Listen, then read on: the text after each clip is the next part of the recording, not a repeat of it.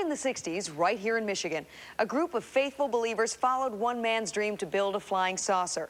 Now, 30 years later, that flying saucer sits in a hangar in a remote northern Michigan town. And as the Night Beat's Paula Tutman reports, the owner is putting space travel up for sale. The place, Detour, Michigan, the lower eastern tip of the Upper Peninsula.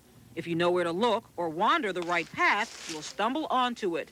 A spectacle to see, and for the right person, a bargain out of this world. How many communities have a flying saucer, you know? Hidden in a hangar on prime lakefront property, the remnants of a flying saucer built 30 years ago. Inside the spacecraft, a masterpiece of workmanship.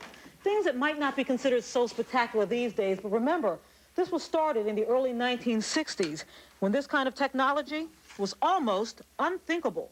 Nothing in here is magnetic. This is all aluminum screws, and everything out here, every one of these braces, is all glued into place. Lynn Carr bought the property years ago for boat storage and got more than he bargained for. All these gussets are all cut out, apparently to lighten up the craft itself. It doesn't lift off the ground, but you can still take a spin. Lynn and I watched the world go by through the portholes in the cockpit. So we're actually suspended in air. Wouldn't this be something if it did take off spinning, if we kick-started this? You know what I noticed? No bathroom. In outer space, 100 light years is like that. So you don't have to go to the bathroom. Mm-hmm. This picture shows what the completed spacecraft was supposed to look like. Originally called Project Bluebird, it was the brainchild of Warren Getz, founder of what many would call a New Age religion or cult following. He believed space brothers visited him in his sleep, planting the mental blueprints for the vessel. It was to take him and his believers to the next world. But when he died, he took the secrets of flight with him.